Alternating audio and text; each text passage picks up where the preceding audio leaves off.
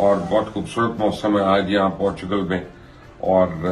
میرے پیچھے آپ دیکھ رہے ہیں کہ لوگ سوئمنگ کر رہی ہے. وہ میں نے اپنے دوستوں کو کہا کہ بھائی زوم نہ کرنا پول کے اوپر،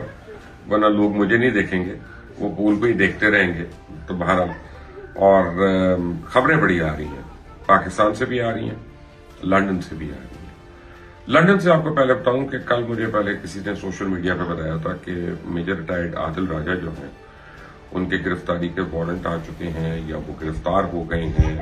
پھر سوشل میڈیا پہ خبریں چلنا شروع ہو گئی ہیں کہ ان کے نام سے ٹرینڈ بھی چل رہا تھا اور چلانا تھا یوتھیوں نے بہرحال، لیکن یہ ہے کہ اسی کنفرمیشن نہیں ہو رہی تھی.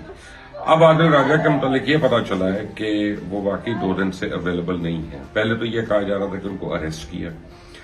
پھر یہ بتایا جا رہا تھا کہ شاید ان کو برطانوی پولیس نے ان کو بلایا پوچھ گچھ کے لیے کہ ان کے خلاف یہاں پہ پاکستان میں پرچے ہوئے ہیں اور وہ انہوں نے اکسانے کی کوشش کی ہے پاکستان میں معصوم شہریوں کو حکومت کے خلاف، ریاست کے خلاف، تو پوچھ گچھ کے لیے اس کو بلایا. پھر آج میری نظر سے گزرا عادل راجہ صاحب کے ایک وکیل ہیں کام پر، انہوں نے کہا کہ جی ویسے تو ان کا رابطہ روز کی بنیاد پہ ہوتا تھا میجر عادل راجہ سے، لیکن پچھلے 2 دن سے انہوں نے ان کو نہ فون کیا نہ فون کا جواب دیا. تو ان کے خیال میں شاید وہ حراست کے ہوئے ہیں، شاید ان کو اریسٹ کر دیا گیا. تو اب عادل راجہ اگر اریسٹ ہو جاتے ہیں، اور عادل راجہ کیونکہ میرا نہیں خیال کہ برطانوی شہری ہیں، وہ سٹیزن تو نہیں ہے وہاں کے، تو ان کے لیے کافی مشکل ہوگی. پھر وہ ڈپورٹ بھی ہو سکتے ہیں، اور اگر وہ ڈپورٹ ہوئے تو پھر وہ عادل راجہ کو ساری کہانیاں جو ہیں وہ عمران خان کی طرح اون کرنی پڑیں گی کہ ہاں جی کہا تو میں نے ہے، لیکن میں نے سنی باتیں تھی جو عمران خان کی عادت ہے کہنے کی. اب عادل راجہ کے لیے یہ مشکل وقت شروع ہو گیا. اس کا مطلب ہے کہ وہ ریڈار پہ آ گئے ہوئے ہیں اور ان کے متعلق پرچے بھی کٹ گئے ہوئے ہیں. And now he is wanted. اگر ان کی وکیل کی بات میں صحیح مان لیتا ہوں کہ وہ 2 دن سے نہیں آئے اور 2 دن سے شاید وہ پولیس کی حراست میں ہے، تو برطانوی پولیس جو ہے وہ کسی کو حراست میں نہیں لیتی جب تک ان کے پاس ایک فول پروف کیس نہیں ہوتا، جب تک اوپن اینڈ شٹ کیس نہیں ہوتا. یہ کوئی آپ سمجھے ہماری پولیس نہیں ہے کہ اٹھا لیتے ہیں اور پھر کہتے ہیں چتر مار کے کہ اچھا اقبال جرم کرو، اور بعد میں آپ وہ عمر شریف مرحوم کا ایک لطیفہ تھا کہ ہاتھی میں نے چرایا،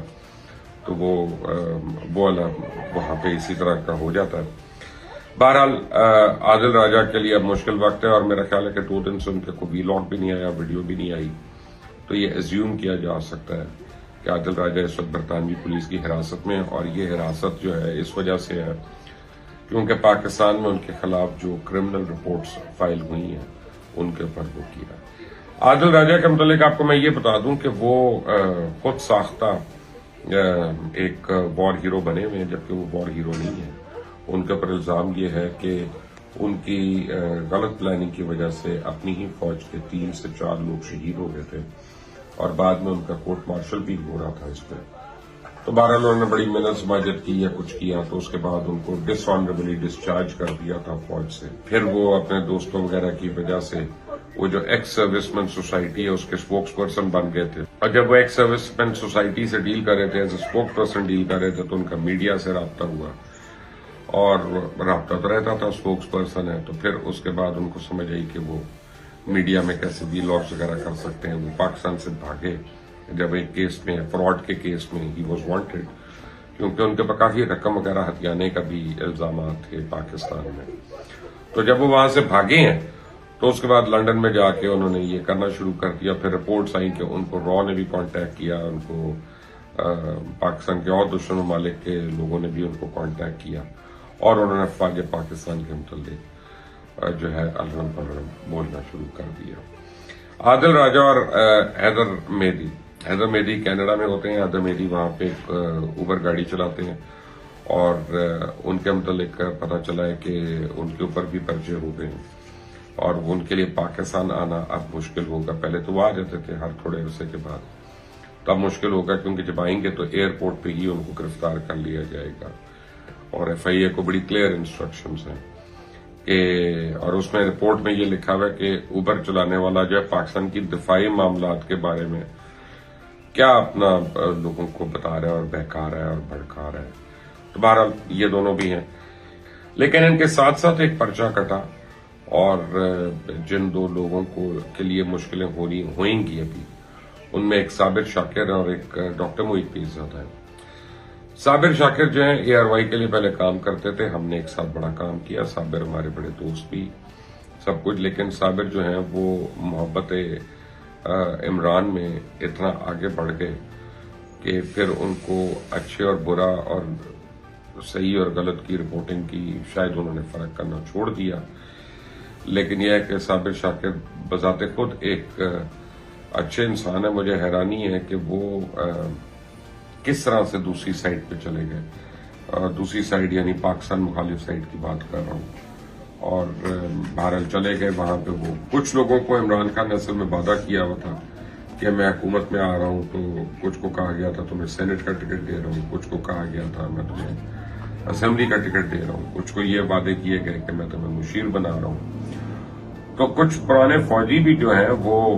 اس وجہ سے وہاں پہ عمران خان کی حمایت میں بڑا سامنے آئے تھے،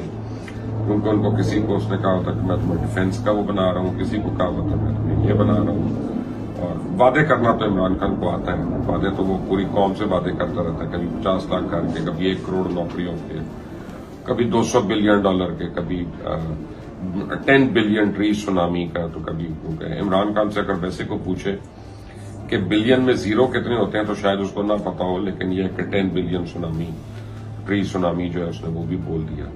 ڈاکٹر موہت پیرزادہ کا جو مسئلہ ہے وہ ذرا زیادہ مجھے مشکل لگتا ہے، کیونکہ ڈاکٹر موہت پیرزادہ جو ہے ان کے اوپر پاکستان میں بہت پہلے کے کیسز ہوئے ہیں۔ ایک دفعہ ان کو غالباً دبئی میں بھی حراست میں لے لیا گیا تھا وہاں پہ،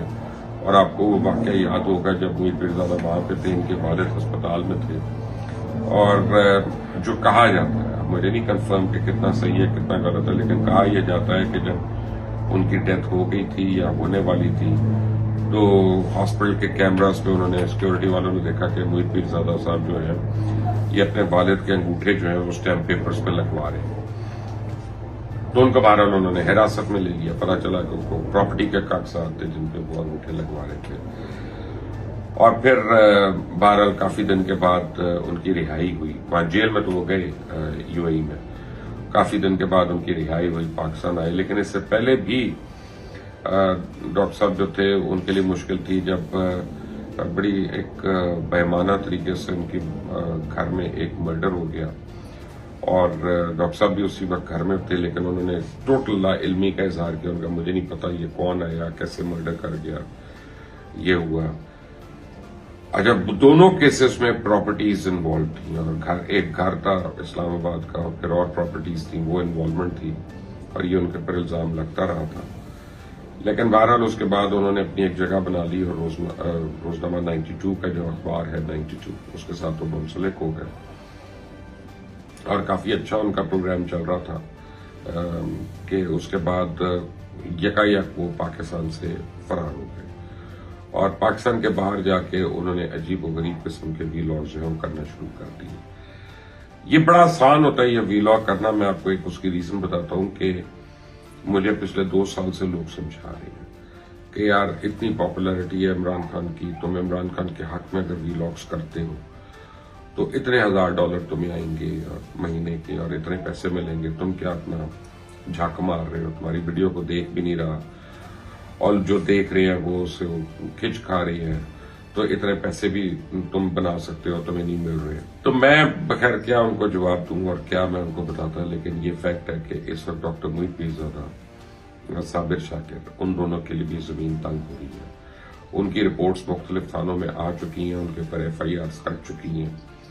اور ایک تیسرا نام بھی ہے جو ان کے ساتھ ہے، میں اس وقت یاد کرنے کی کوشش کروں گا فرینڈ کہ وہ کون سا نام ہے۔ لیکن فیکٹ آف دا میٹر ہے کہ 9 مئی کے واقعات کے اوپر